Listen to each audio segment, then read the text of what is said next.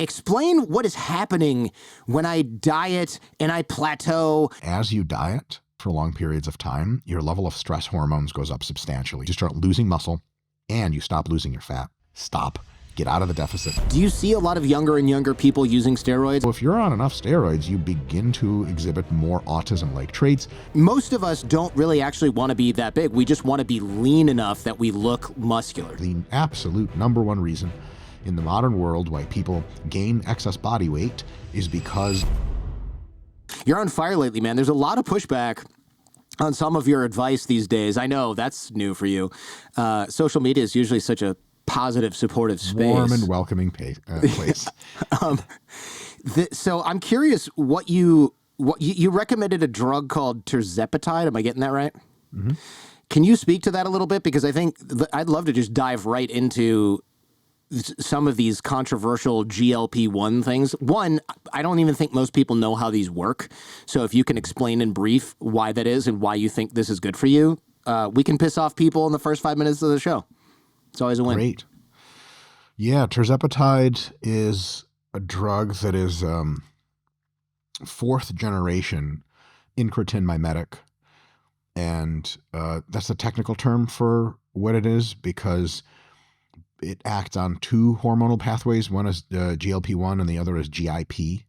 And both are incretin hormones, which are gut hormones that essentially communicate something between what's in your stomach and how that should be processed, your intestines and the rest of your body, especially your brain, and the big metabolic coordinators, these pathways. And so the third generation was semaglutide, and the AKA Ozempic brand name. Mm-hmm. And so the fourth generation is one newer, and that's tirzepatide. And so semaglutide just has the GLP-1 agonism. So it basically just makes it seem like there's way more GLP-1 hormonal activity in your body than there would typically be. And then tirzepatide is GLP-1 and also GIP. And so that actually gives it more benefits. So tirzepatide is a drug that works to promote weight loss via one primary mechanism, and that is called the anorectic effect. It just makes you less hungry, and it makes you fuller for longer. And so it makes you less interested in food. And the combination of GLP and GIP activity actually give tirzepatide a deeper psychological impact. When you are taking semaglutide, just GLP, your hunger absolutely falls, but your cravings can still be substantially high. Like your desire for food is like, oh man, that would be tasty, even though you're not physiologically hungry. If someone gave you a bunch of chicken breast and rice, you're like, nah. But if someone look at this donut, you would be like, ooh. But with tirzepatide, even the donut doesn't seem as illustrious as it once was. The physiological hunger is just as low, but the psychological cravings seem to be like a qualitative leap ahead as far as lowered. And so tirzepatide... You said physical hunger is just as low. Do you mean physical hunger is just as high, but the psychological hunger is lower? Just as low. I mean, it has just as much of a lowering of physical hunger as semaglutide does. I see. But it also has a lowering of cravings as well that seems to be a little bit more deep than semaglutide gives you. Okay. Which can be really, really helpful because now not only... So if you eat your meals, what you can do better with tirzepatide is if you go out to eat and there's some tasty food, you can even better have just a little bit of it and just be like, that's good, I'm done. Instead of having that super, super craving thing where you might be physiologically full, but you just want to eat more tasty treats. That definitely takes a hit on semaglutide as well, but tirzepatide hits it even harder. And the real benefits of tirzepatide for people who want to lose weight and improve their health, the major benefits come from that weight loss mediated effect, because the absolute number one reason in the modern world why people gain excess body weight is because food tastes really good and people like really tasty food. And that's the literally like almost all of the obesity epidemic just described in one causal factor. It used to be very fashionable to say that obesity was complex. That is absolutely true. But complexity doesn't necessarily mean that you can't essentially boil it down to one major factor. For example, how rockets work is profoundly complex, but if you increase the thrust coming out of the bottom of the rocket and the rocket doesn't break into pieces, the rocket goes faster and can carry more payload.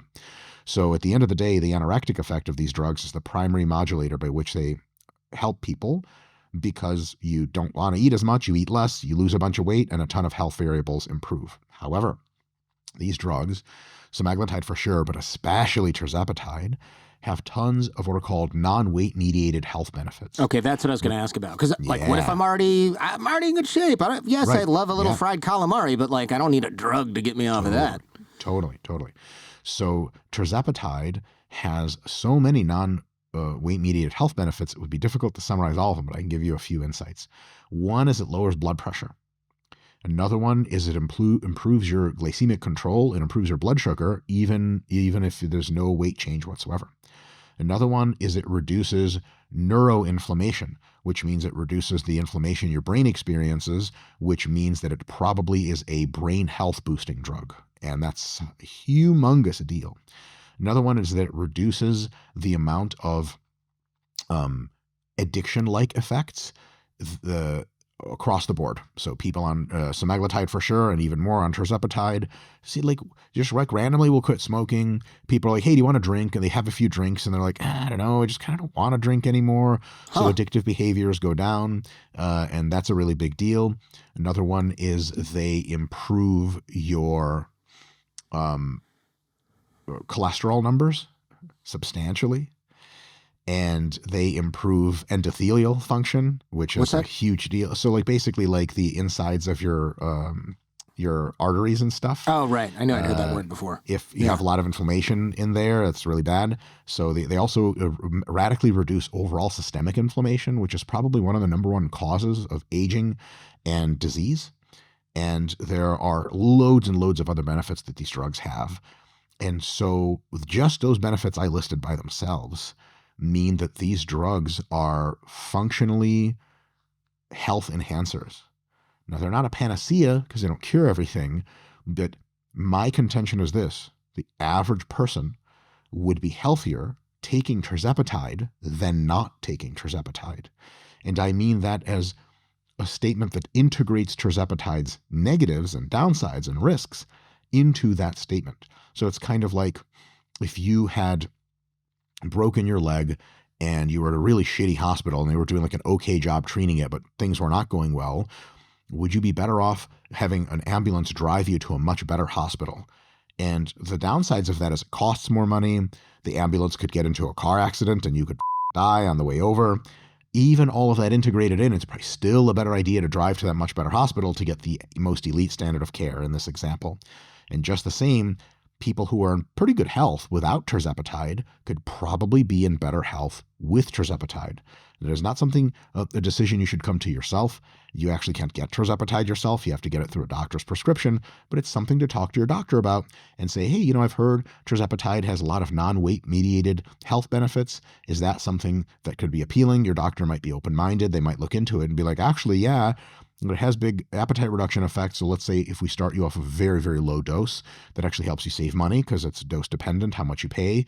And then all of a sudden you might be overall significantly healthier. And so to me, there's a lot of philosophical stuff that people always like to get into about this. A lot of myths people have in the philosophical realm.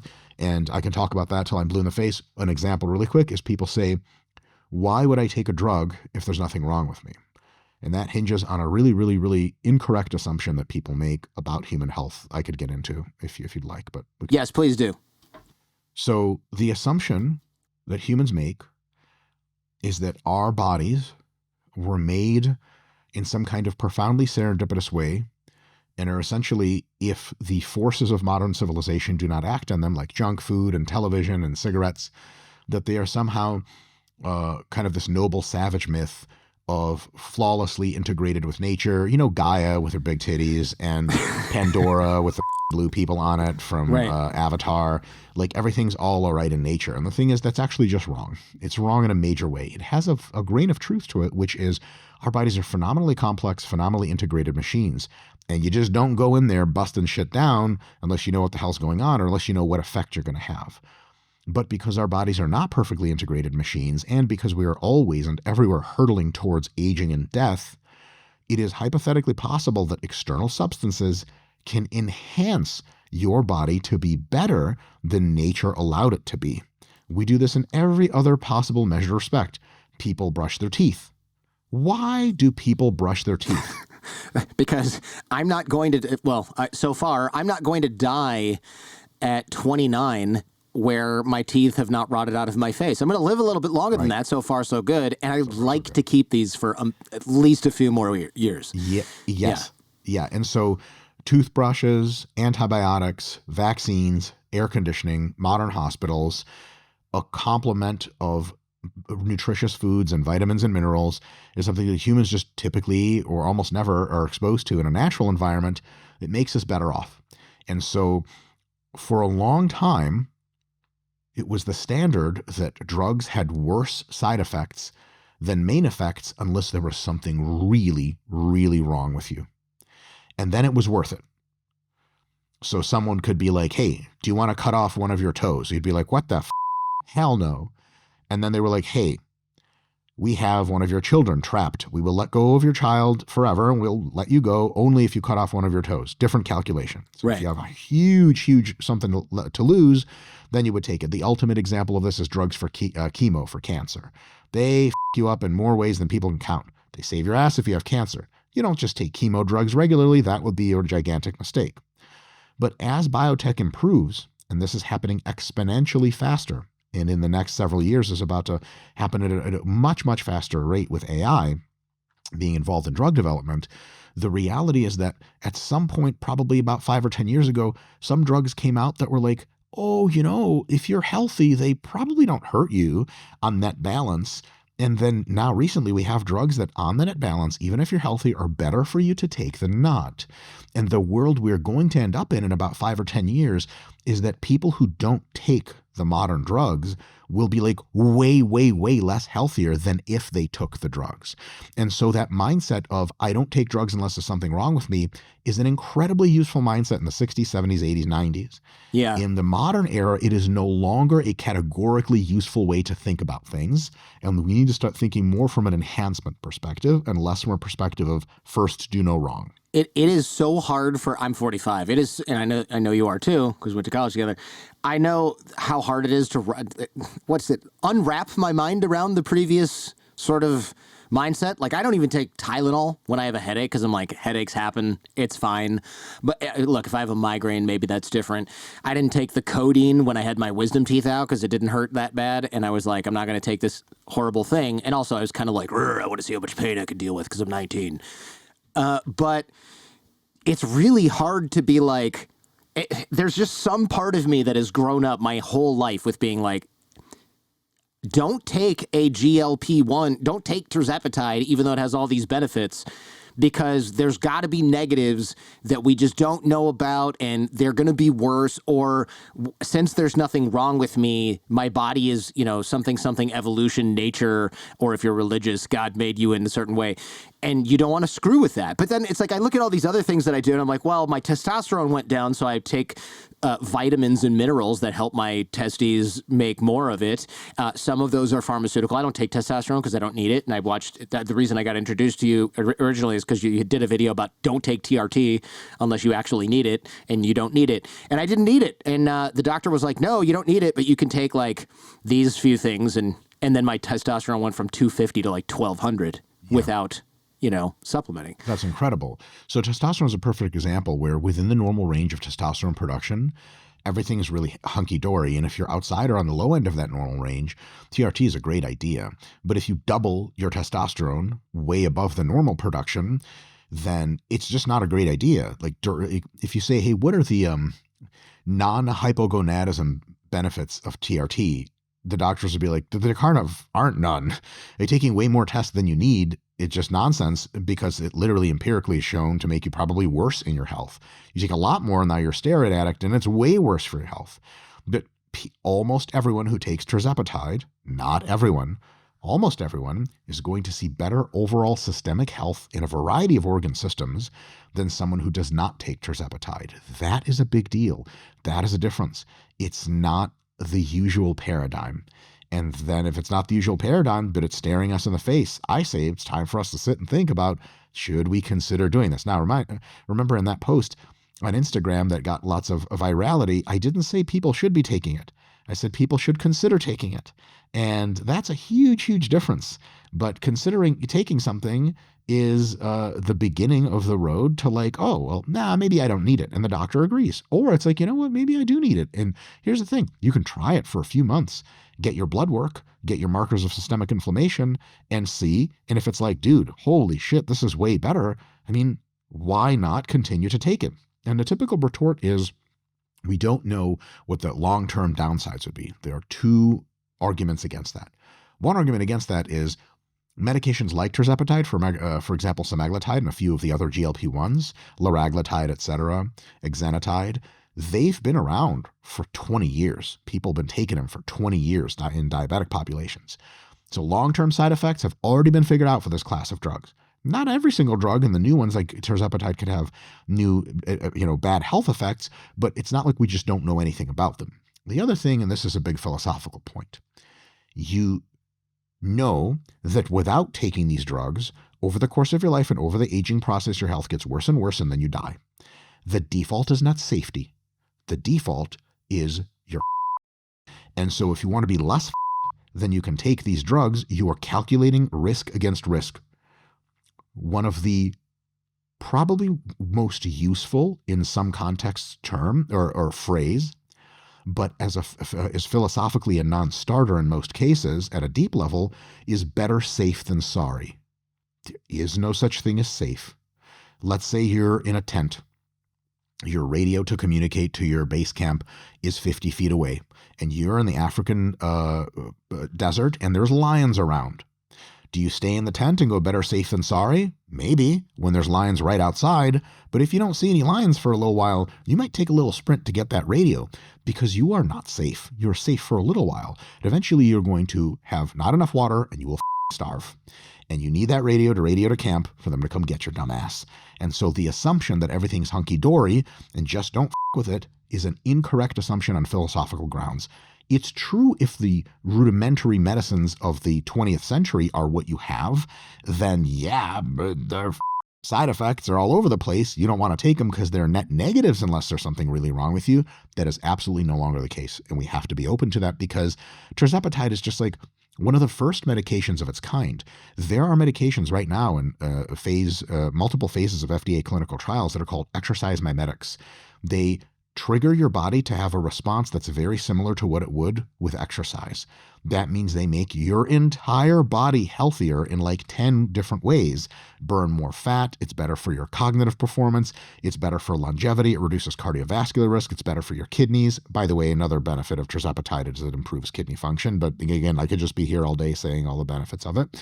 And so with these drugs, exercise mimetics, it is almost certainly going to be true that almost everyone would be better off taking them than not. So that idea that we shouldn't take drugs unless we need to is slowly but surely, not so slowly in the next few years, but very surely becoming a poor heuristic on which to base. It's kind of like saying, imagine in the mid-90s, someone's like, you should get AOL.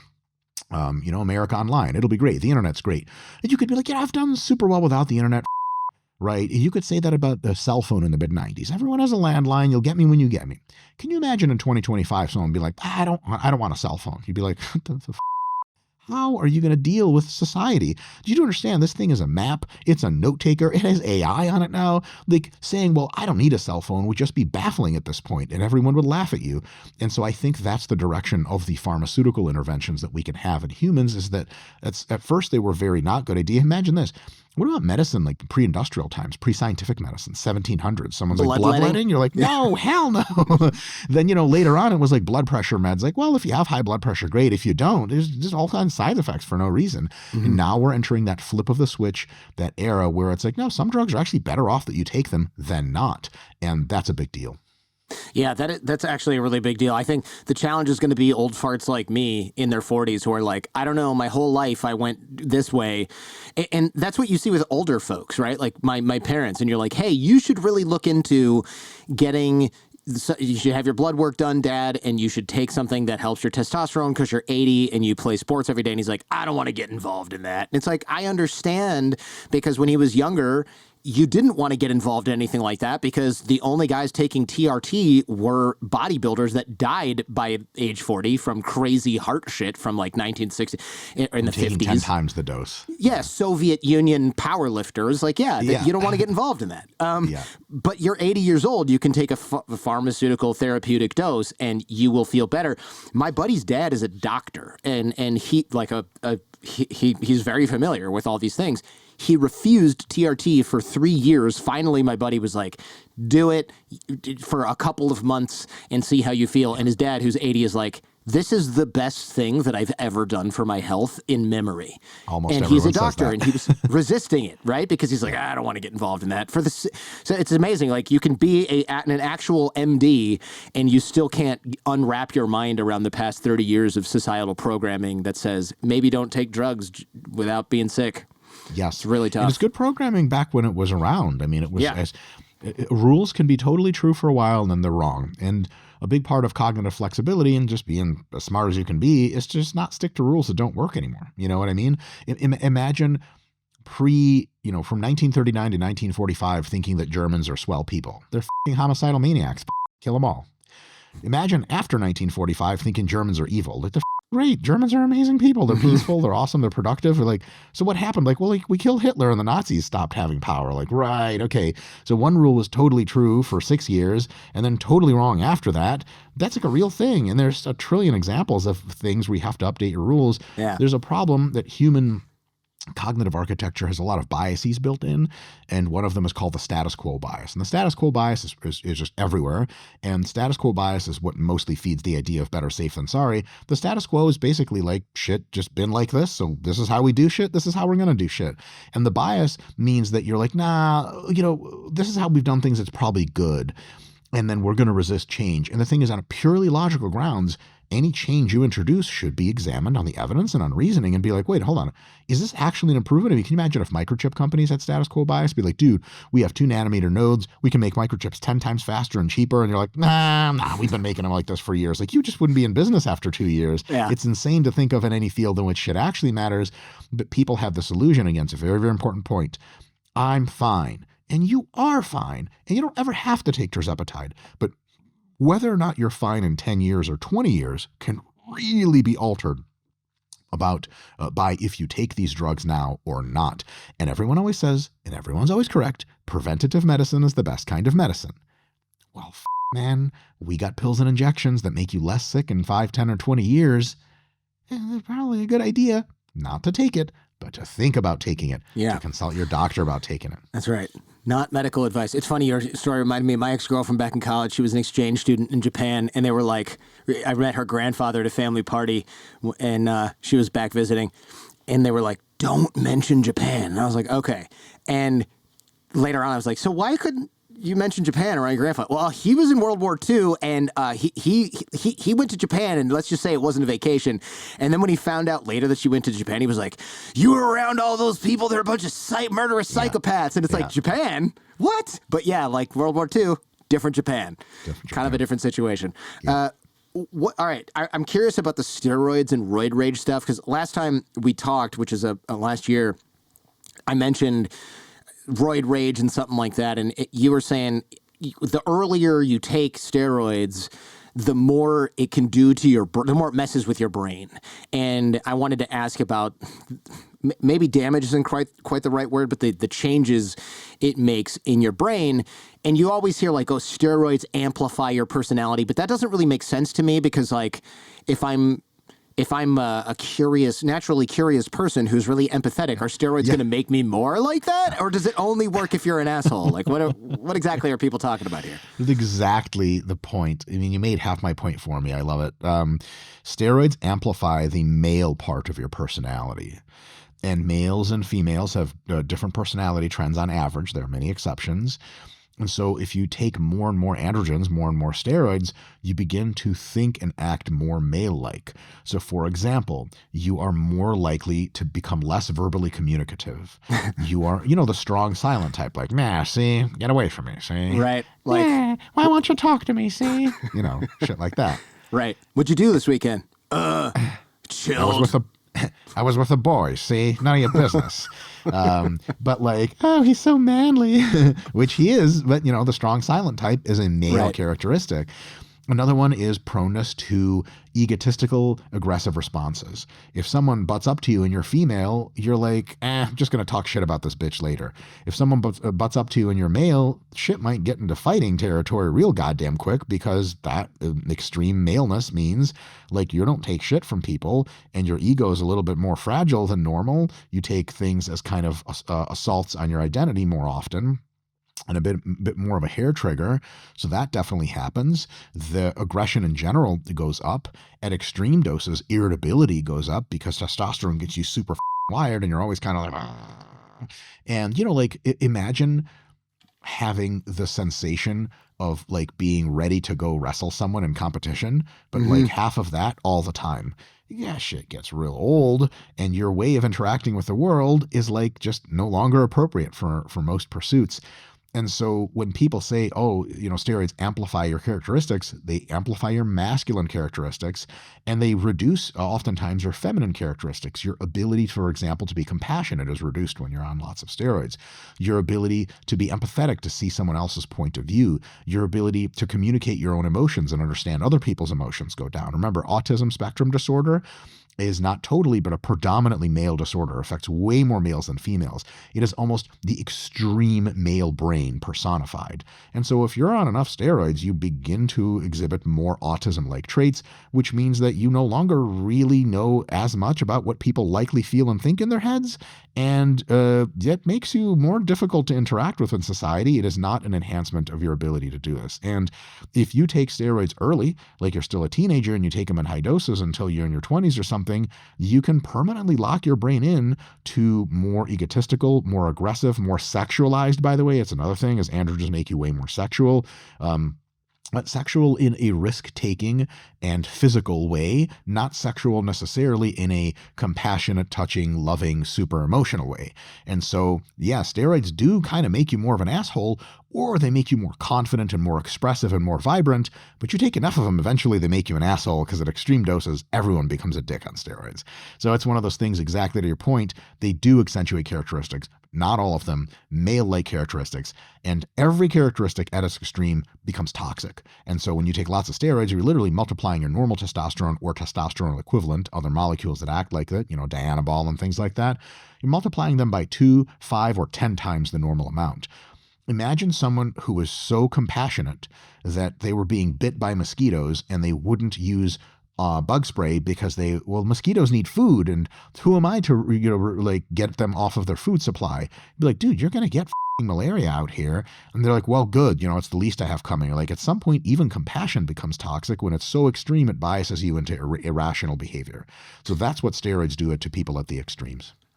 There's a religion, I think, somewhat based, I don't know if this is like Buddhism offshoot or something, where they sweep ahead of them when they walk because they don't want to crush like little insects or whatever. I mean, that is, you know, it's like mental illness codified into a religion. 100%. And I love the vibes. Like, it's such a great intention, but it makes working through the world and solving even bigger problems and eventually saving every single insect by, you know, uploading them into the simulated cloud for AI much less likely if you just don't have your priorities straight. You know, you got to eat food, you got to walk around, and trade-offs have to be made. At extreme emotional valences, you're no longer able to make rational trade-offs, which is definitely true with steroids. It's like road rage, for example. Normally, road rage, someone's like, you're a piece of shit, and they cut you off, and you're like, that guy must be having a bad day. And on steroids, you're like, that guy thinks he can challenge me. I wonder how scared he would get if I got out of my car. Let's around and find out. And that's not good, because one of several things can happen. One is you win that interaction and that person pisses their pants, and then you just humiliated a human being and you gave them trauma. Good job, you piece of shit. The other way, that's the best thing that can happen. That's the best outcome, yeah. Yeah, the second worst outcome is the police get involved and you go to jail for physically intimidating someone, or at least go to court for a few months and spend a shitload of money. And the worst thing that can happen is that guy also has an attitude and a license to carry, and then you're dead. Yeah. So, you know, like that kind of thinking on extreme doses of steroids can get you in real deep shit. Yeah, it's scary to think about. And I see a lot of younger and younger people using, well, actually, Maybe that's just a bias. Do you see a lot of younger and younger people using steroids? I feel like I do now because of Instagram, or is that just I'm seeing it more because of Instagram? That's a great. You're a very sharp individual, and it's great that you're preempting most of these questions with your own hypotheses, which tend to be correct. I love it. Makes my job easier. So awesome. Thank you. My best answer is there is no statistically rigorous way we have yet devised to be able to tell if steroids use in younger populations is increasing as a fraction of the population. Like in absolute terms, there's just 300 million people in America. And in the 80s, there was 200 million people. So right. Got to come from like a new people, your absolute levels of steroids are going to go up. But, as far as fractions, I don't know. You're completely correct in diagnosing the asymmetry there with social media. Our view into other people's lives is like many, many, many times greater than it was ever before. Yeah. Like if you wanted to see how someone was doing in a suburb of Kansas City in 1988, you would have to travel there and follow them around. Nobody talked about regular people in the news. You just would never see it. Never in a million years. Now people voluntarily post a huge fraction of their lives on social media. And so people are like, oh, XYZ problem is so terrible. You're like, well, maybe it was terrible this whole time. They just started talking about it now. In the 1980s, for example, mid-80s, at least in Detroit and actually all around the nation, violent crime was like so much worse than today. It's difficult to express. But like you just didn't see it because if you weren't in downtown Detroit, inner city Detroit, you could just like avoid it. You were just somewhere else. Now you have police body cam YouTube channels that show you tons of crime, and you could very easily think, oh my God, this is the worst thing ever. Crime is at a huge increase, so on and so forth. So with steroids, I just don't know. If I had to put my ear to the street, I would say to me, like on just pure vibes, the problem doesn't seem any worse than ever because there's lots of TikTok teens that will click like and share and joke about steroids. The number of teens I know who's actually tried steroids is profoundly low. Most TikTok teens are like, LOL, tren. I'm like, oh, cool. How much tren are you running? They're like, I wouldn't even know where to get it. And you're like, exactly. And steroids are very difficult to get. I don't know. I still have to get my steroids in wacky ways I can't discuss for legal reasons. And so, like, if you're 16 and you're like, I want to buy steroids, like, all right, kid, hit it, do it. They're like, the internet? Like, I don't know, that's not going to work. Good luck. What is it, steroids.com? That doesn't work. And so all of a sudden, I don't know if kids are using more. I suspect the answer is probably not much. Maybe there's an increase in use. And if there is, that's definitely a bad thing. I just don't think it's like a cataclysmic, like, oh my God, we've lost our children to steroids. Highly, highly unlikely. And also, kids get two views of things. They get the positive views from the TikTok teens that are flexing their muscles, but then they get like the views of like guy with 100 pimples per square inch on his back. They see Liver King going through his arc. And a lot of teens are like, dude, that. I'm not taking steroids. This shit is insane. It used to be like in the 90s and the 2000s, the only exposure you got for steroids really was baseball players would use them in the news to get really good at baseball. Bodybuilders would use them to go look amazing on bodybuilding magazines. Now on social media, you get like the whole spectrum. So if you want to be like, what are the downsides of steroids from real humans? Oh my God, dude, you can go down a rabbit hole after 2 hours. Man, you never steroids again. That information was only available from the government back in the day, and the government would do that really convincing thing. You and I are both children of drug education in the 80s and 90s, no doubt. Like, just say no. And you're like, why do people use drugs at all? And like, don't do marijuana. You're like, is it fun? They're no, it's not fun. It's terrible. It causes hallucinations. Look at the reefer madness. That makes you die. 100%. Yeah. You just get like addicted to it, and then you can't stop. It was never an amazing time. And nowadays, people are like, like steroids are awesome in 50 ways, and they're terrible in 50 ways. And when you're a teen, you're like, man, I don't know. And it's kind of scary, and it should be kind of scary.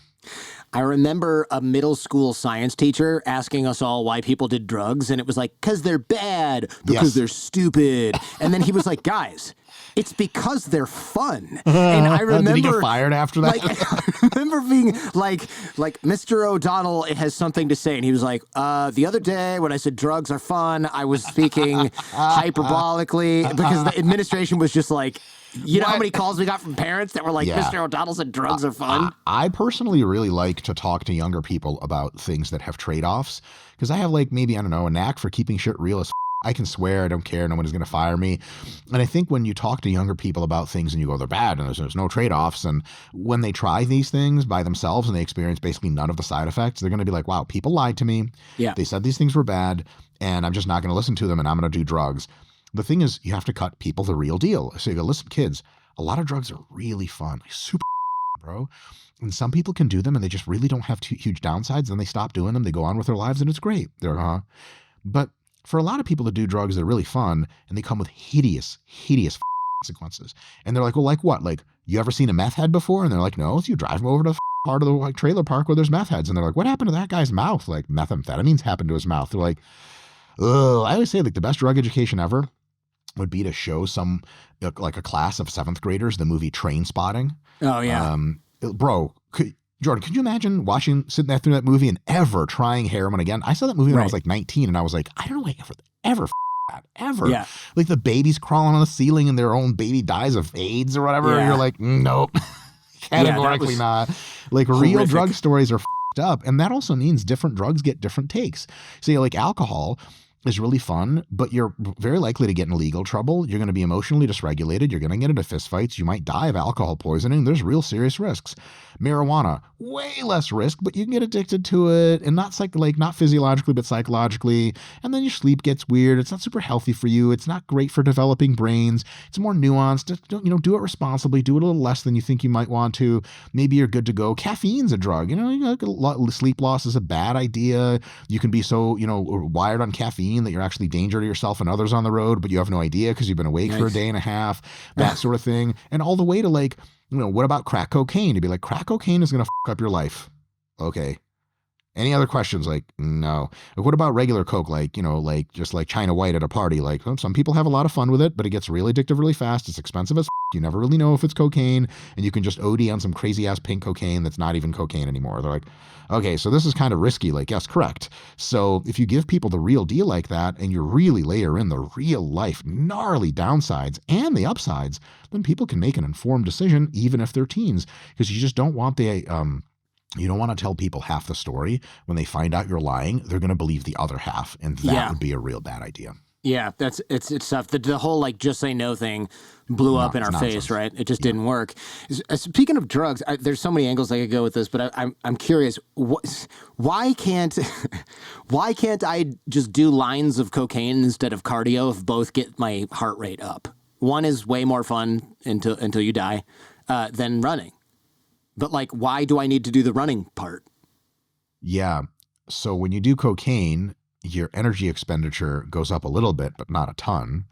So you feel wired, but you're not actually moving around. And so the moving around is what burns the calories, which draws the fat cells down in size, which gives you all those health benefits. So if you do cocaine or you do caffeine, you do get a little bit of a thermogenic effect, but not a ton.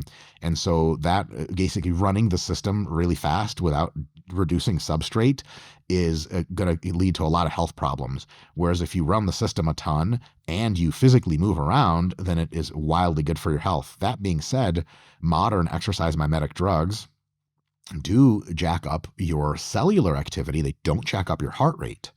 And they actually do burn fat and make you way healthier. And so drugs that do much of what exercise does are just a few years away and just in a pill. Yeah. That's really, awesome. Crazy to think about.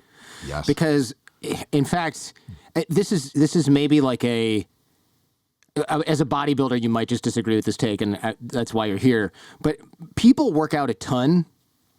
But the real results that I think that the average person wants from working out, if they're honest, most of that comes from being leaner, not from having much bigger muscles. A little bit bigger, yeah, but like most of us don't really actually want to be that big. We just want to be lean enough that we look muscular. Does that distinction make sense? I'm not explaining it super well. It makes perfect sense. I agree with you completely. Okay, well, good. I was not sure where that was going, but I think that to your earlier point here, that those drugs are incredible because now instead of trying to get like really giant and then do a diet and lean down and all that stuff, a lot of us could just take whatever helps us get lean and do cardio if we wanted to, if you are into that kind of thing. There are drugs already in testing that do both. So there are drugs like azelaprag, for example, which is an exercise mimetic, which slightly increases your muscle size, almost completely prevents losing muscle when you're in a fat loss phase, and increases your daily caloric expenditure and repartitions your fat down and This is like one drug that can make you substantially leaner, substantially healthier, and you lose zero muscle doing it or even gain a little bit. That idea of gaining a little bit of muscle and getting way leaner and healthier means that, the potential market for a drug like this is insanely high. It's like everyone. It should be insanely high. It's like damn near everyone. That's right. That's right. Yeah. Wow. When can I get that? Asking for a friend. That's incredible. How far away is stuff like that? So there are dozens of drugs like this already in various stages of development. Oh my God. A ton of them have already passed animal trials. A ton of them have already passed several human trials. In the next several years, a couple of these are going to be coming out. This is like we could have said about, imagine reading the tirzepatide literature a few years ago before it was out. It'd be like, the shit's really coming? Like, It has all these benefits? And now that people take it, we see like, oh shit, it really works. And a ton of people are on it and they think it's great. And so in a few years, more and more of these drugs will trickle out. But there's something really, really big happening in the pharmaceutical space that bears mention. And it is the AI revolution. So with artificial intelligence, here's how drug discovery works. Chemists and drug scientists sit around and they come up, based on how much they know about the body and receptors and types of activity, they come up with hypotheses about what drug could we make that could have these beneficial effects and low side effects. They come up with some candidates. They have to test them directly in animals. A lot of the times the animals croak, or the animals have bad outcomes, or the outcomes are good, but they're really small and the drug is too expensive to make. And so it ends up costing years and years and millions and sometimes billions of dollars, and gets you sometimes somewhere, but a lot of times nowhere. Nowadays, and I mean literally today, and as of several years ago, and now this is better than ever, you can get artificial intelligence to model out these drugs, model out the receptor class you're targeting, and go through hundreds and hundreds of thousands of drugs, changing them a little bit by bit to see which one would hypothetically work best to have the best positive effects and the fewest side effects. This is done entirely on computer chip. And so by the time you have candidates that you're going to test in animal trials, you are already 99% of the way to the truth. And so the 5 candidate drugs you test in rats or mice are not just like your 5 best guesses from a team of scientists. They're your 5 best guesses after having deleted out 500,000 other really good guesses. This is like, instead of taking smart people and having them learn a subject, you take smart people, you push them at 500,000 of the smartest people through grad school, and your top 5 scorers and most best scientists, those are the people you go through and teach that new subject. They're going to be way better at it than just regular smart people. And so this AI drug revolution is just starting to create candidate drugs today that are starting to enter animal trials today, which means that in 2027, when they start to enter human trials, you're going to get instant blockbuster drugs that are like 10 times more beneficial than any drug we've ever made, with 10 times fewer side effects. We already have drugs in the pipeline now. The Regeneron drug I was talking about, trevogrumab, garetosmab, the ones that increase your muscle mass, reduce your fat mass, azelaprag, those are drugs that were developed without AI. They're already killers compared to today's drugs. But there's going to be a leap to that next level. And here's how it works. Drugs come in certain different types, from way difficult to make and administer and really expensive, all the way to profoundly easy. Some of the drugs that are the most promising right now are called biologics. They're like incredibly, incredibly fragile. A lot of times you have to get them infused into you in a hospital, as you can't even administer them yourself. They cost like $10,000 per dose. Every single part of that, no, wow. I'm good. I guess you have a life-threatening disease, it's worth it. Anything other than that, you're like, hell no. Then there are drugs that are injectable, and they're peptides, for example, and like you have to store them in a refrigerator, and you have to inject them with a needle, and you have to inject once a week. They're really effective, but they're a little expensive. They're tough to get. And then there are drugs called small molecule drugs, oral small molecule drugs, which means they're incredibly stable. You put them in a pill. The pill's good for 2 years. You put the pill in a container in your cupboards, and you just like take one a day, and it does everything that the biologic does, but at like 1 cent per day, and it doesn't go bad. And so as we have these biologic drugs being researched, a lot of them will never even see the light of day, because the same company that researches the biologic drugs and paid a shitload of money to have them go through trials, some of these companies have small molecule drugs that are oral, that are, as soon as they start getting tested, they're going to blow through everything. That's the drug you'll see in the market in 2028, 2029. So my prediction is that in the late 2020s, the spigot of unbelievable drugs to make you leaner, to give you every benefit of exercise, or almost every benefit, to make you sharper cognitively, to give you more daily energy, and to make you more muscular, is going to open up into a fire hose. And at that point, the world will start to change. Another way to see this is look at the app space. What is there not an app for on your phone? There's a app for everything. 15 years ago, there was an app basically for nothing. And the drug space today is there's not a whole lot of apps. The drug space in 5 years will be like, what do you need? We got drugs for that. And they're damn good. And you're better off taking them than not. Where this is going is eventually a lot of people are going to be on 5 or 6 drugs daily or weekly or monthly. And these drugs are just going to make you in every conceivable way better than you would be without them. And then the people who don't take drugs, they'll be kind of like the equivalent of Amish people today, where you're like, oh, but you don't have electricity. That's kind of weird. Okay, cool. There's going to be an interesting gap for 10 or possibly even 20 years between people who have like a telehealth doctor that's going to be like, Jordan, you want terzepatide? Sure. I saw your last blood work. All right, cool. Mail it to them. And then, the people who can afford that, because it's going to be like $800 a month or something. I don't know what it costs. But, telehealth, they mark it up because it's kind of like wink, wink, nudge, nudge. I'm making sure you don't die on the thing, but do you need it? No insurance is going to cover that. And then there's going to be like this whole 10 or again 20 years where people are like, oh, I don't know about that. It's not mainstream enough for me to take it. My doctor doesn't know anything about it because he went to medical school in 1997 and he hasn't really learned much since then.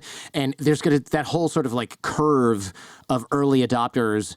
And then we'll see like Denmark prescribes it to everyone in the whole country and then it's like, well, this is America. We're not doing that because your insurance company has to pay for it and they don't want to do that. It's going to take like 30 years for us to get there. Yeah, I don't think it'll take that long. I think your concern is very valid on principle. It'll take longer than it should, but I think in about 10 years, almost everyone will be taking advanced drugs. Wow. Actually, in 10 years, I think the landscape could be substantially more different. So far we covered there's biologics, which are really, really difficult to make and administer, super expensive. Peptide drugs, which are somewhere in between. Oral small molecule drugs, which are super easy. There's one step further you can take, and that's DNA modification. Like, if we're giving you a drug that is a certain molecule that makes one of your proteins express higher, and that gives you all these benefits, we say, okay, why is a protein expressed lower? And the answer is like your DNA just codes in to make only so much of this protein. You can ask the next question. What if we change the DNA to make more of the protein? That's an interesting question. It's like replacing the drug with your body makes the drug now instead of you having it, in oral form. And so eventually DNA modification will probably replace almost all pharmaceutical intervention. Wow. So like you just get the DNA modification once and all of a sudden you're in several months way leaner and you stay leaner indefinitely, or you're more jacked, or you have more daily energy, or you're a little bit sharper cognitively. The other thing why I think resisting these drugs is going to be very, very short temporal phenomenon is that vanity wins against every opponent. Mm-hmm. As soon as you have drugs and DNA modifications for age reversal and skin quality enhancement and hairline enhancement, so many people are going to take them that all of a sudden it's going to be the status quo bias that we were talking earlier is going to shift to, of course you take them. And then status quo bias fights for us and not against us because someone's like, well, I'm not taking them. You're like, why not, idiot? Do you like being bald? For example, there's a drug currently finishing trials that if you put it in a cream and you rub it on your skull, it like re-wakes your senescent hair cells. It's phenomenally effective and it's local only. It doesn't enter your whole system. Wow. You got to be real careful about where you put it because wherever you put it, you're going to get really awesome hair growth like for years and years and years thereafter. This drug, and no doubt the second and third generation of this drug in the next few years, is just going to straight up solve hair loss. Like I mean solve hair loss. And then at some point, you'll have a guy at your work who's bald like me and you'll be like, dude, why haven't you taken the cream? And when the cream is $900 and it's risky and no one knows if it works, maybe there's good reason. When the cream is $35 and available by prescription and all you do is go to your doctor and be like, I don't want to be bald. He's like, yeah, no problem. Let's get this cream. Man, imagine going to your dermatologist right now and you're like, hey, I've got this thing on my face, like this discoloration. He's like, yeah, we have cream for that. You'd be like, are you sure I can have it? He'd be like, yeah, this cream has been around for 15 years. Of course you can have it. That same thing is going to be there for baldness, for low energy levels, for not enough muscle mass, for too much body fat, and all the way down the line. And at some point when people are like, wait a minute, you just take these things and they just make you better. Enough humans here's another one, Jordan. When people are in your real life experiencing these benefits, it hits different. When you talk to your best friend's dad and he's 75, but he looks 55 and he's leaner than you and his face looks kind of younger than yours, you're kind of like, what the going on? He's like, yeah, I'm on all these drugs. You're like, aren't you worried? Like, worried about what, motherfucker? Look at me. And you're like, right. Yeah. No, okay. And then you go home and you're like, am I the last person not have one? Remember when the iPhone first came out? It was just for rich people and tech people. Yes. And then 2 years later, it was for literally everyone because everyone's like, why the don't I have one of those? Yeah. That is going to happen with drugs. People worried about pharmaceutical companies pushing these drugs. Nobody needs to push this shit on you. And I'm a politically pretty close to a libertarian. I could give, please, for the love of God, don't ever take anything you don't want to. I just think people are going to want to because who the doesn't want to look younger, be healthier, look leaner and all that stuff. It's just like an open and shut case. That's true. I think also, people will say, yeah, but Jordan said people who can afford it. Man, you're going to figure out a way. You ever meet a broke person who has like an iPhone 16 and you're like, I'm still in the Every 15. single broke person? Yeah. 100%. Like you go to the gym and you see that the gal who's got like a Birkin bag and like a Dolce Gabbana onesie and you're like, man, she must be a lawyer. And you talk to her and she like doesn't have a job. She's just dating a rich, or like doesn't even date a rich guy. And she's like, what do you do again? And it's like, I spend all of my money on these things because I want them. And no, I can't afford rent. I live with my parents. It's like, you're going to find people who bag groceries and are like 19 and they're going to be on these DNA modification things because it's way more important for them to be jacked and have abs than it is for them to like move out of their parents' basement or go to college. Yes, there are two vectors that work to enhance that. One is the vector of competition. There is not one pharmaceutical company. There are many. And when one pharmaceutical company has a blockbuster drug that costs $150 a month, every other pharmaceutical company is like, how can we attack that same receptor site, but at $50 a month? And there's one company that's like, what about $10 a month?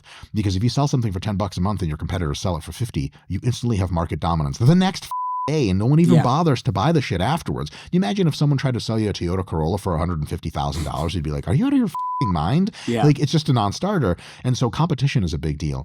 Another big deal is that when we see from whatever our healthcare system is going to be like at this point, if it's AI-assisted healthcare system, this is going to be solved because AI is smart and not biased like us. We have a stupid healthcare system. But even if we don't, at some point it's going to be obvious that like, okay, if we have people on these drugs, it saves us like 10x the medical expenses over the next 10 years. And so insurance companies would be like, it's free, give it to everyone because they save a of money. Remember, insurance companies are more on health insurance companies are more on your side than you are because they really give a if you get unhealthy later because they have to pay for it. They don't want to pay for it. They're greedy people. And so what they want to do is be like, oh, hold on. If we have this person approved to go on super cheap drug that saves us $100,000 heart surgery in 10 years, why God, give it go. We're going to figure out how to make you take this thing. Like, we're going to try and lobby for laws where you have to quit smoking with this drug. It'll be like, so we don't even have to do that. But here's how it might work.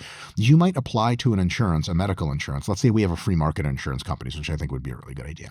And you have one policy, you could do another company, do another policy. When you look, you scroll through, you have, ChatGPT help you pick a policy. And you're like, dude, wait, this policy is like full spectrum health insurance for $100 a month? And you're like, how does it work? Like, well, they'll do your blood work for you and they'll ask you what medications you're on. And if you get onto certain very awesome approved medications and your doctor says it's okay, every single medication you get on, they charge you less money, like a lot less money every month. And if you get on all of them, you could be paying $50 a month. And you're like, wait, but they're making me take these medications. Like, no, you could just not buy the insurance. But if you get the insurance and you demonstrate you are taking the medications and your blood work is good, then, like when you have car insurance, nowadays, if you have a Tesla, the safer you drive, the lower your insurance premiums are. Because they're like, why we charge you a lot of money? If you're not going to cost us any money, we're going to save you money so you stay with us and keep putting money into the bank. That same thing can happen with drugs and interventions where at some point you absolutely will be able to buy insurance having taken 0 drugs. You're like, why is this insurance $500 a month? Because they know you're going to die, you dumb motherfucker, and they're going to have to spend $100,000 treating diabetes and cancer and heart disease, which no one else gets anymore, is you insist on taking no drugs. You have to pay the cost to be the boss. You have to pay your way one way or another. And insurance companies, if they see drugs that really are beneficial for long term, they desperately want to help you pay for them so that you save yourself and them, yourself a load of problems and yourself and them a lot of money down the line. Yeah, that'll be interesting. A free market approach would actually, I'm sure there's downsides that people will email in about, but that would be so interesting to see, because you're right. They would then they would finally have an interest in keeping you healthy. They do have an interest in keeping you healthy. They already have an interest in keeping you healthy. It's just really hard to keep people healthy. People say, well, preventative medicine is good. Like, all right, you got any good ideas? Like eating healthy. Like, how the hell is a pharmaceutical, how the hell is an insurance company going to make you eat healthy? Mm-hmm. Yeah, they can't. And they also know you're probably not going to do it. She's like, like, all right, what about like working out? Like, how the hell are they going to make you work out? How are they going to enforce that? It's already true that for many insurance companies, like if you have insurance through work, if the insurance company will pay for a gym in your office so that you go work out. But they also know that like most people won't use it. So you're like, oh, like I save $10 a month if I work out. Like, yeah, it's because most people don't do it. And most people lie about working out. They have no way to verify that you're doing that. But if you're taking medications and your blood work is good, insurance companies absolutely will save you a shitload of money. Yeah, because they could verify, well, what does his blood work say? It says he's taking the drugs. All right, then. Well, good. Or he's working out like crazy and he has the same benefits of taking the drugs. Yeah, if you continue to demonstrate really good health, the insurance companies have every reason to charge you very low money.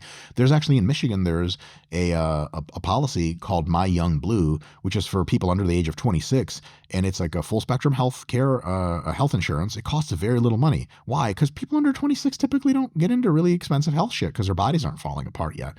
If you're taking drugs that make you as likely to get into health trouble at age 45 as you were at age 25, everyone's health insurance goes down like crazy. That's fascinating. And this is all just a few years away. I mean, AI it's crazy. You have ChatGPT 5. It's like so much better than 4. It's insane. Yes. It is a wisdom generator. It is. It's crazy to me. And yet everyone's like, oh, the energy cost and it has like false negatives or whatever. Because people don't, I got so much pushback because I said, put all the supplements and all the medications you're taking into ChatGPT 5 and ask it if there's any interactions or if you're taking it at the right time of day or if you should change something. Because I did that with all my supplements, all my medications for me and my mom. And it was like, hey, your mom's not taking these two drugs together, is she? And I was like, Mom, are you taking these two drugs together? And she's like, I don't know. I just take a handful of these drugs. And it's like, ask your doctor if you can take these two together. And the doctor was like, no, you can't. And my dad was like, you could have told us that. Yeah. And he's like, oh, I must have. And it's like, well, it's not written on any of the things. Oops. You negligent a-hole.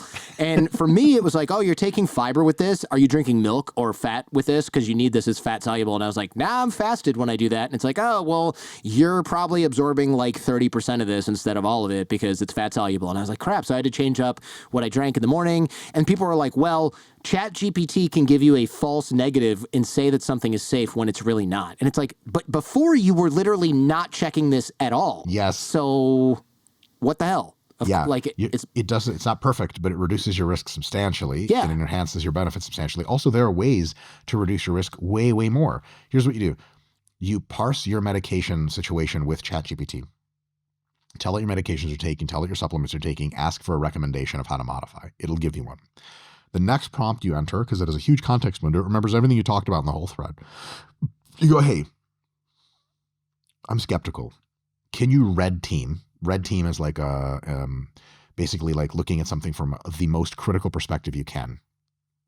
Can you red team your own analysis to find holes in it? It'll do that. You do it once, you go, can you red team that analysis to find even more holes? It'll do that. At some point, 5 red teams later, it'll be like, this is all pretty solid. Now, you have the most powerful thing ever created, the most intelligent machine ever made, the most intelligent entity ever made, 5x checking its fucking logic for you. At the end of that, which is like literally 5 prompts, I mean, it's 10 minutes of your time. At the end of that process, you don't have to worry about hallucination that much because, holy crap, the thing checked itself a ton. And every time it checks itself, it runs new logic loops. So it's fresh every time. By the way, this thing is inherently unbiased in a way that humans absolutely are not. And GPT-5 erases the best doctors on overall medical knowledge and diagnostic criteria. It's not even close. It's just smarter than your doctor. It just is. I'm sorry. That sounds rude. It's smarter than me. It's smarter than everybody else. And so does it make mistakes? Yeah, is it good to keep a human in the loop? Absolutely. Should you ever take anything ChatGPT tells you that you can parse through your doctor? Absolutely not. But is it a great way to catch what your doctor might be missing and come back to them? God, yes. Why wouldn't you want excellent advice from an expert? I know. I thought it was comical that they were like, it's going to give you a false negative, and it's really bad. And all these doctor organizations or pharmaceutical organizations recommend not using it. And I was like, oh, the people that recommended the drugs to you that it says you shouldn't take together because it might kill you, those people say you shouldn't be using ChatGPT to check their work, and that you should just rely on them. I'm going to get a second opinion from a machine and maybe another human, because that person almost killed my mom. Thank you, though, for the recommendation to not use this because it might find a mistake that you made. Dude, here's another thing. These machines have done a lot more research than your doctor. I'll tell you how. How many medical textbooks has your doctor read cover to cover and remembered with almost 100% fidelity? Yeah, 0. One, maybe. How many has it read? I mean, every publicly available medical textbook at the same time. There's no human doctor that's ever done that. The other thing is, like, how many variables simultaneously can your doctor juggle in his head? The answer is roughly 3 to 7, depending on how smart your doctor is. What about ChatGPT? Like 50 at the same time? It's a qualitatively super intelligent machine. It's insane. It'll spot things. You're like, no one's ever spotted this. And by the way, there's stories all the time of like, I told ChatGPT what was wrong with my dog, and it said like, you need this now. And it saved my dog's life because none of the veterinarians even knew that was a diagnosis, because none of them had ever read that weird thing about ticks in suburban Missouri, that we have a species of tick. But here's another one. Look, how many case reports of various medical conditions being resolved and misdiagnosed, undiagnosed has a doctor read? I mean, a bunch, dozens in medical school and their history. How many has ChatGPT read in its training arc? Oh my God, literally millions. Like, it knows so deeply what we barely know at all, that it at least needs to be our teammate in figuring out how the world works. I'm not saying just give your whole life away to this thing. That's crazy. If you ask ChatGPT, it'd be the last thing you want to do is trust me 100%. But do you want a super wise advisor in your ear when you make shit like happen in your life? Or do you not want a super wise advisor? No one said perfect advisor. You know, can you imagine being like, all right, I'm going to play like the shoot 'em up game. Do I want a Navy SEAL to tell me how real combat works so I don't get killed in this game? Or do I want to just shut him out completely? Be like, well, because the Navy SEAL's not perfect, right? The Navy SEALs have had missions go wrong. They've lost guys. Okay. But is it better than nothing? Like, well, of course it's better than nothing. That's that whole like, oh, don't trust ChatGPT because it makes mistakes. If your standard of reference is perfection, you'll never use anything ever again, because there are no perfect systems. If your standard of reference is better than what we have now, oh my God, AI is an immense tool that you should be using if you're a logical person. It just reminds me of when people said, we want to get rid of, we don't want to get rid of elevator operators, because what if something goes wrong in the elevator? And it's like, oh, you got a call button in there, and then people can come get you out, and there's a box downstairs, you can shut it off, and they can open the doors. And it's like, nah, I want a guy in there with me. I don't feel like this is safe. Nobody would argue that in 2025. If you have an elevator operator, it's like a tourist attraction because it's so weird, right? And but when they got rid of elevator operators for computerized elevators, people lost their minds. They lost their minds. They couldn't believe that you would do that. You would let me into an elevator all by myself to operate this machine that could kill me by snapping off the cable? Unbelievable. There was a point over a period of years, my friend did a whole podcast about this. There was a period of years where they had elevator operators just pushing the buttons in an automatic elevator because people were like scared to use the computer. 100%. That was it. Which in retrospect is absurd. And we have to have transitional phases like this, but let me put you onto some shit now that you started this conversation. Right now, it's mostly your doctor and a little bit with the help of AI. In a few years, your doctor is going to be going to AI for almost everything. They're going to be a team. A few years later, something else is going to happen, because remember, AI is exponentially improving its intelligence. Humans improve their intelligence at a very low linear rate as society gets better about nutrition and education. And if you already have good education, good nutrition, your intelligence just follows this normal curve during life, and it doesn't really change much. AI is multiplying by 10 in its intelligence every, 6 months or some stupid shit right now, like something totally absurd.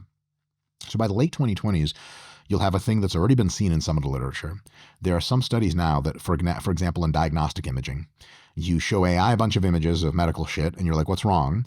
And you show a human doctor what's wrong. Now, the AI has been beating human doctors at medical imaging for years now. But what's been happening is AI plus human team has been beating everything until recently. A few studies came out recently that shows the AI actually beats an AI plus human. Why?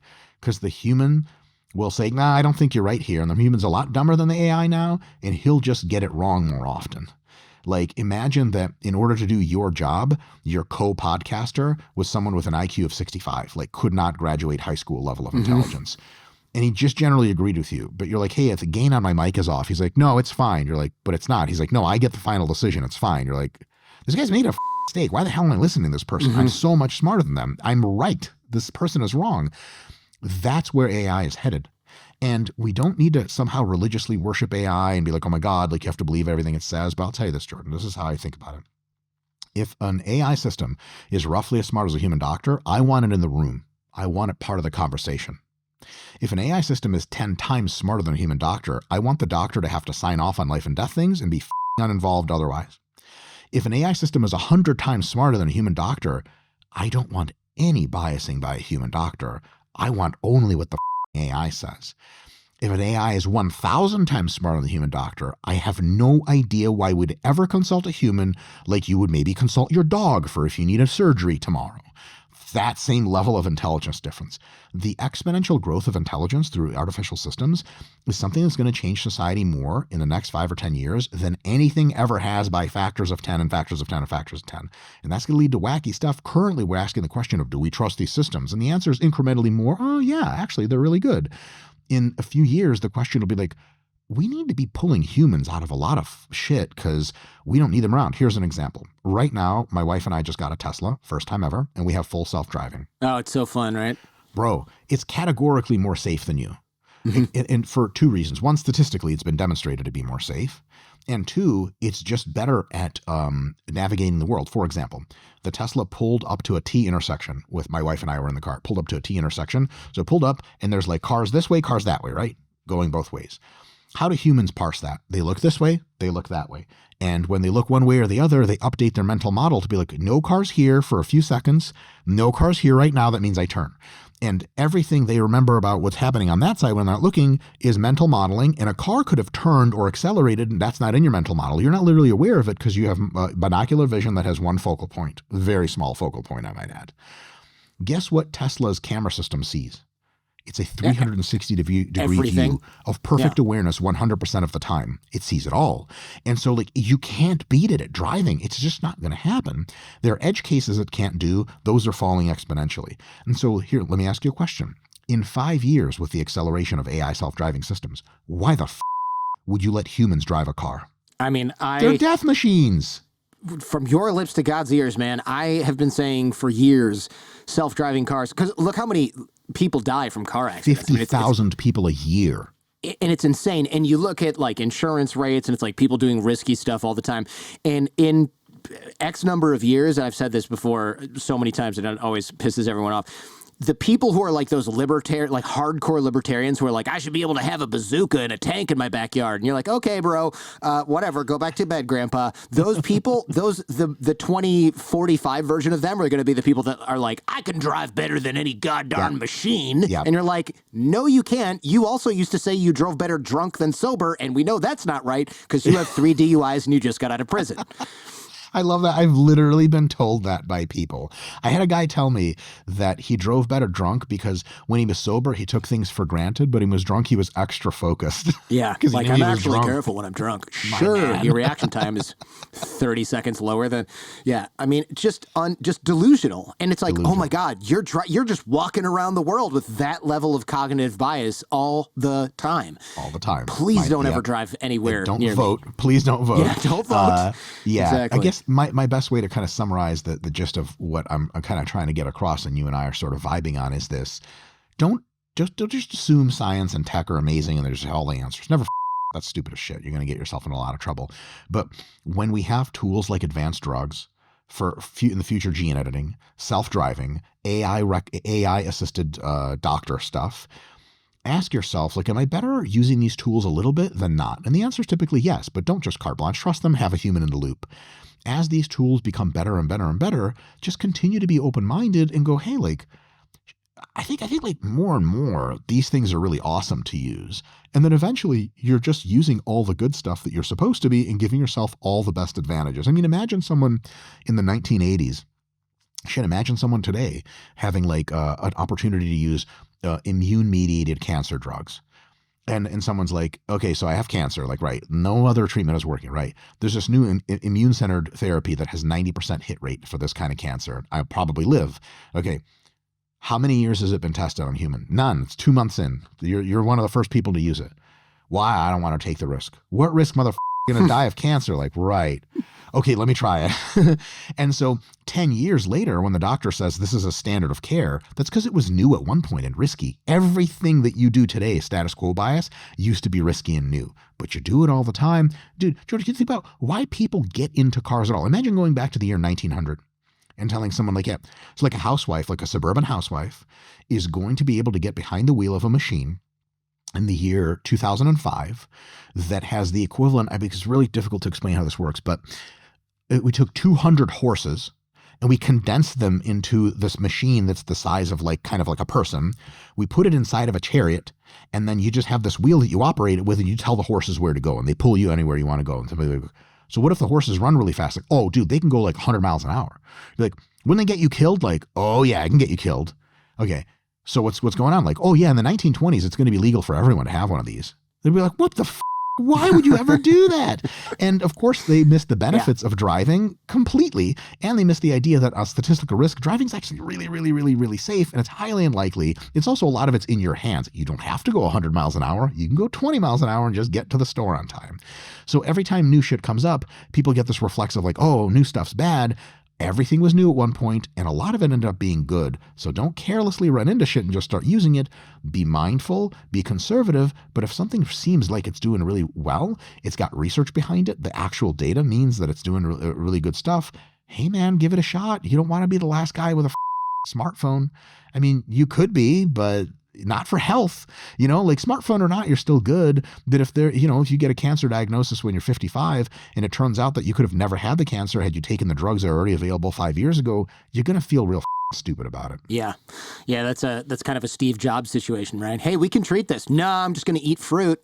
Oh, well, that didn't work out too well, did it? Yeah. It's super sad. And I'm not trying to make light of that. I mean, it's real. It's a real and sad example of somebody who like overthought this and is dead now because of it. I know we're running out of time. I'm curious if you can solve this mystery I've had for my whole life in the next 5 minutes. But explain what is happening when I diet and I plateau and then I'm like, God, I'm frustrated. And then I go on vacation and I stop working out and I eat whatever the hell I want. And then I come back and I'm like, I have lost fat and look better in the mirror. It's been 10 days. What is happening? Why is that happening? The number one explanation is that as you diet, and you diet extremely and for long periods of time, your level of stress hormones goes up substantially. Cortisol, for example, skyrockets.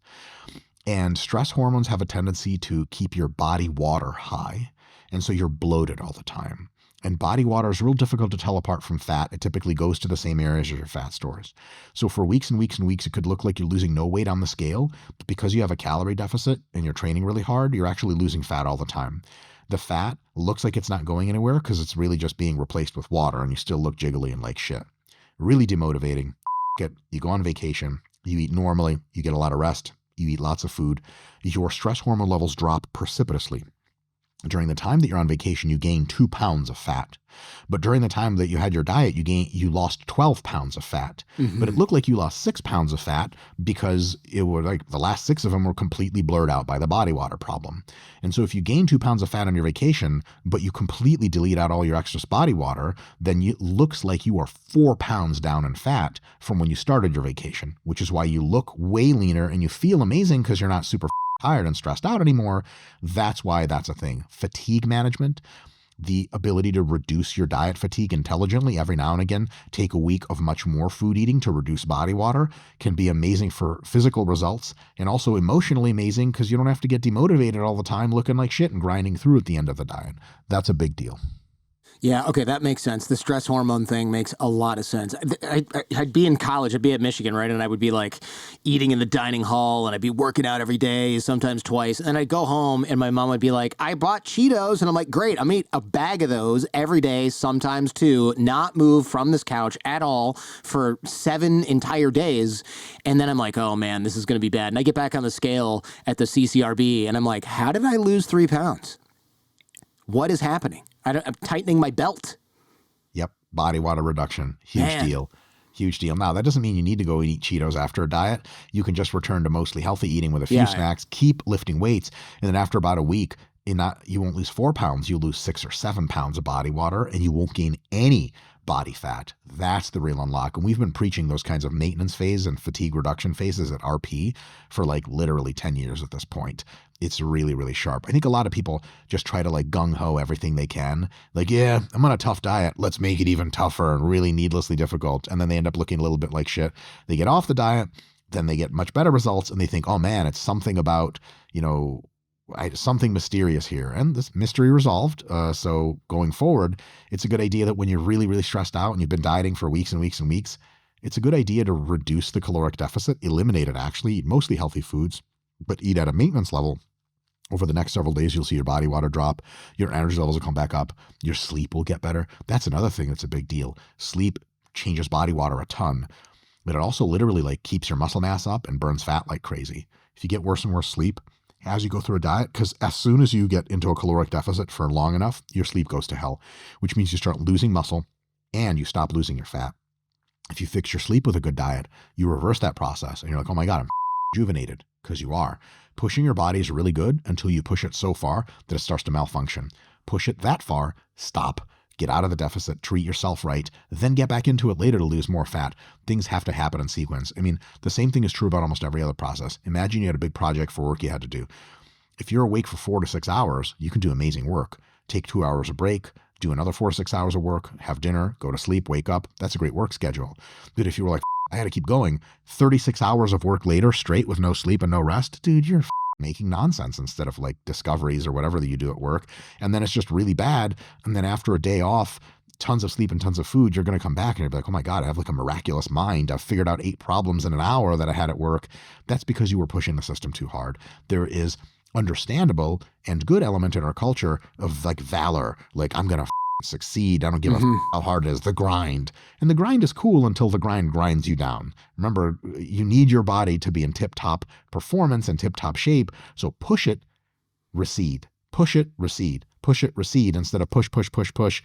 3 giant question marks about what the hell is going on. Completely get off the diet for months and never see any of those results to begin with. Mike Israetel, thank you so much, man. Always super fascinating, interesting, varied conversation. I really appreciate it. I love being on your show. Thank you so much for having me.